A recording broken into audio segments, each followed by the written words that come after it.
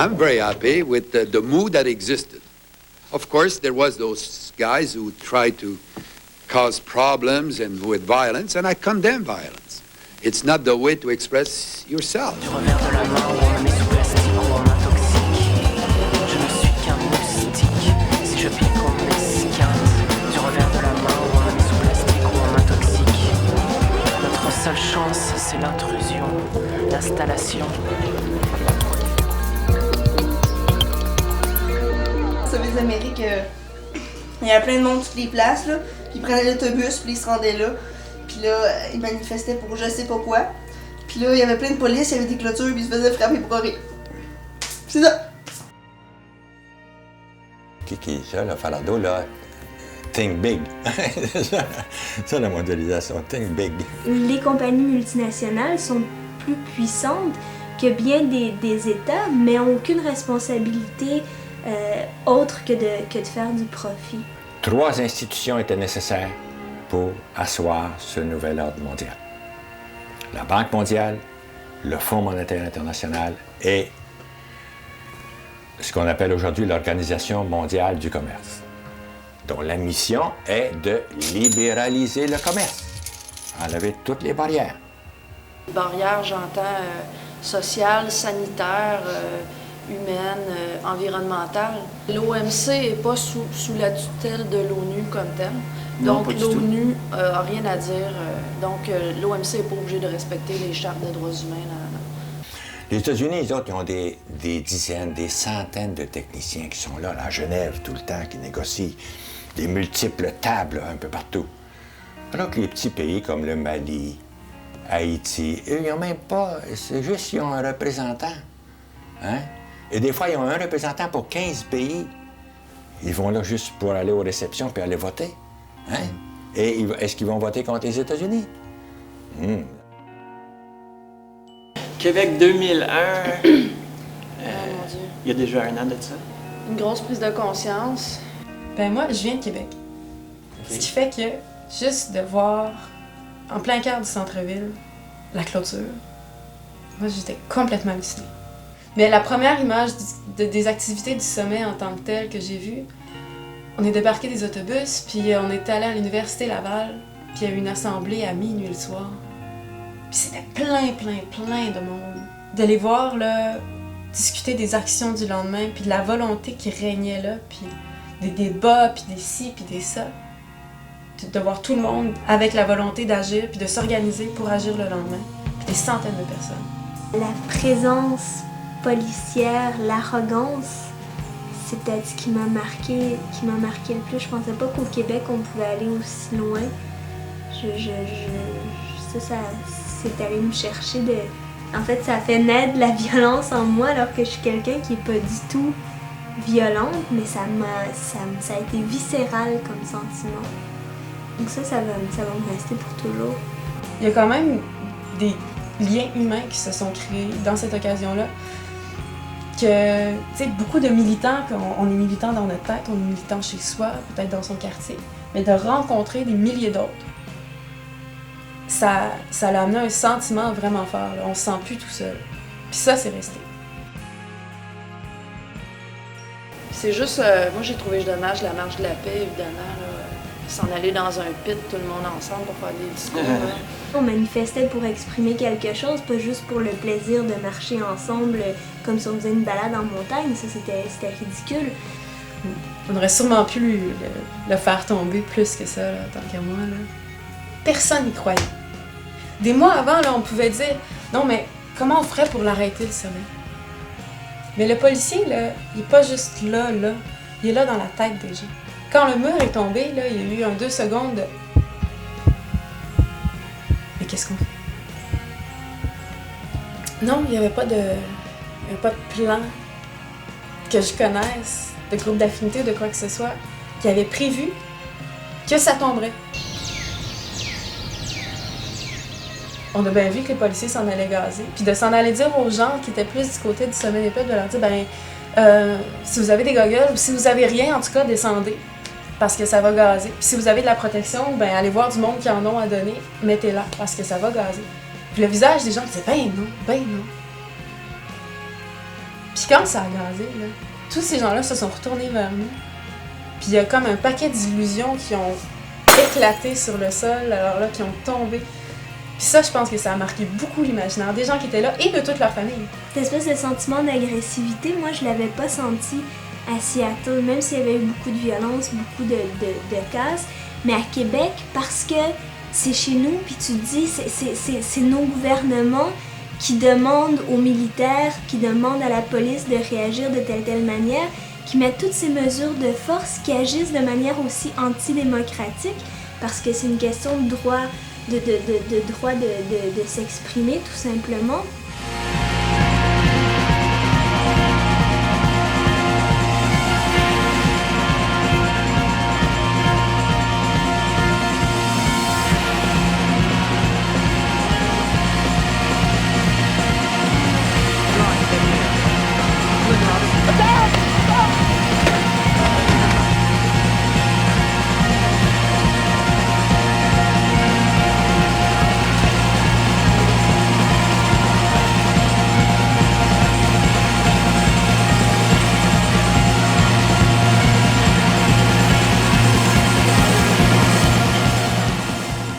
Une police véritablement professionnelle, à qui l'on ne peut reprocher aucun acte de brutalité.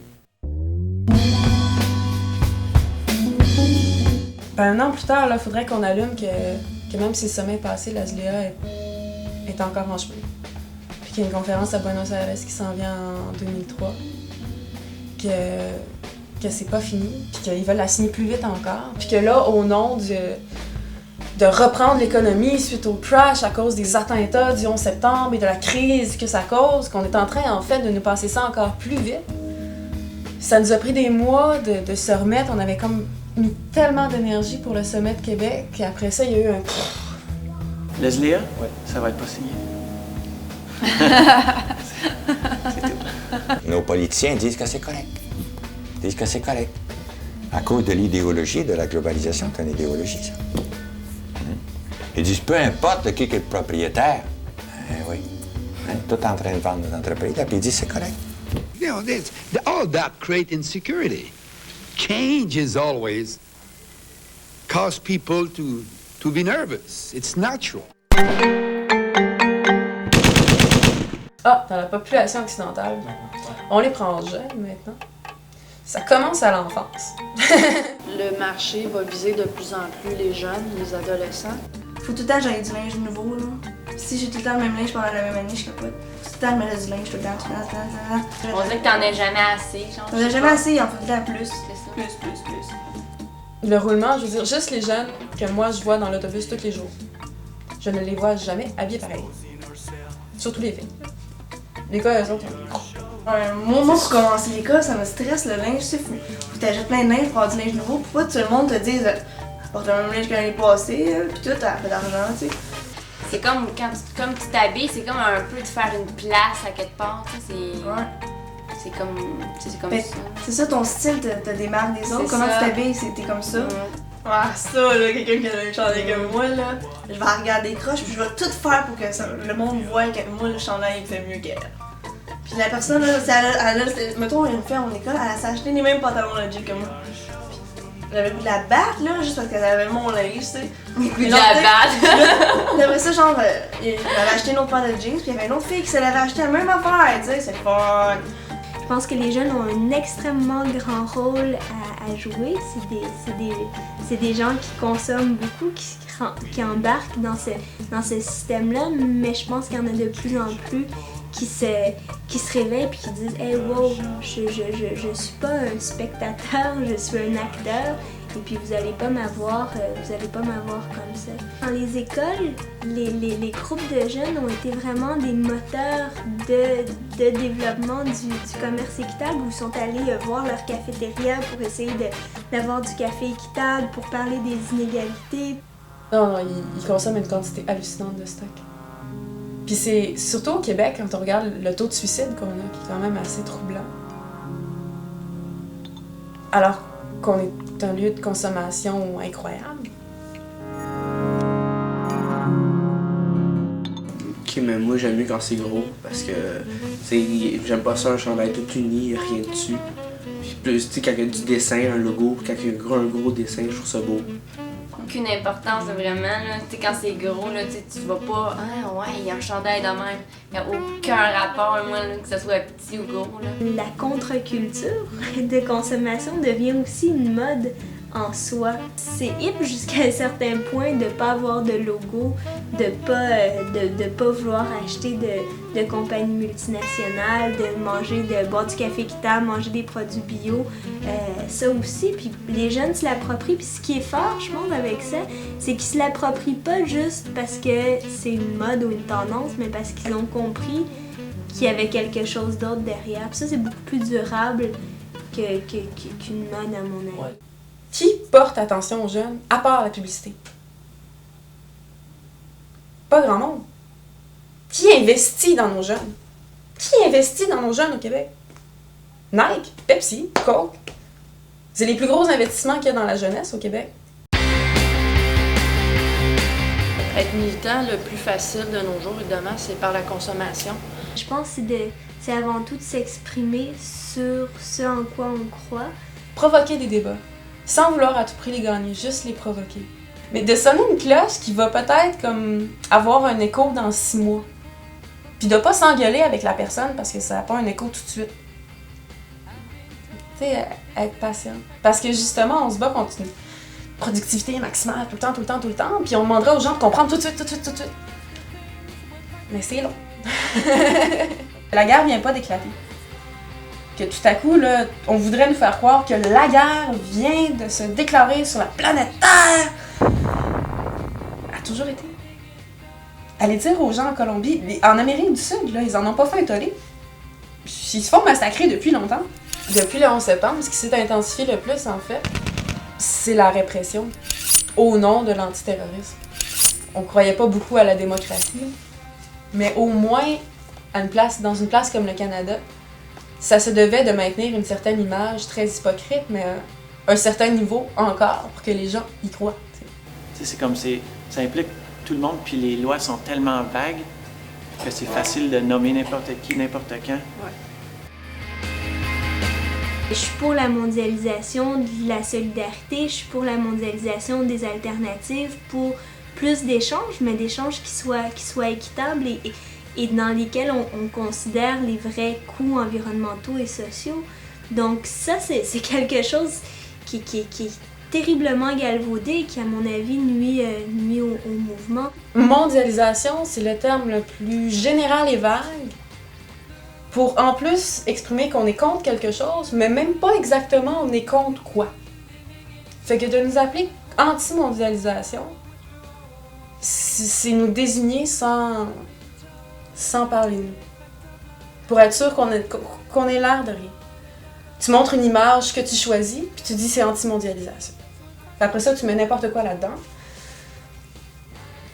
Moi, je trouve que c'est vraiment chiant. C'est vrai qu'il faut dénoncer les mauvaises pratiques internationales. Mais en même temps, il faut faire des choses à la base. Sur le terrain, former dans la société civile là, des petits groupes, des démocraties, des gens qui discutent entre eux, qui font des petites choses.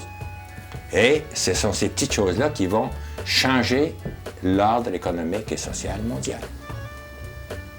C'est ça l'alternative. En termes d'alternatives qui se discutent, il y a le commerce équitable, évidemment. Il y a la question de la taxe Tobin, qui serait un moyen de taxer la spéculation et de comme ça obtenir des fonds qui permettraient d'être réinvestis dans des projets de développement durable. Une nouvelle société idéale se doit pas non seulement d'être parfaite dans ma tête. Si moi je suis dictateur et que j'impose le monde parfait, ça ne marche pas. Il faut justement que ce soit issu des gens. En fait, moi j'aime bien l'image on dit souvent que c'est un combat de David contre Goliath, mais en fait, on est plusieurs David contre Goliath et on est de plus en plus de David contre Goliath. Alors jusqu'à quand est-ce qu'il va résister? On sait pas, on va voir. Moi je vais être prep, comme on appelle, genre un linge propre, là. Je serai plus de même, moi être correct. Correct comme ça, t'es pas correct? Non, là, je sais pas, j'ai de l'air pas. Je serais pas prêt à me présenter dans une grosse compagnie de même pour arriver, là. Pis... Kino 03!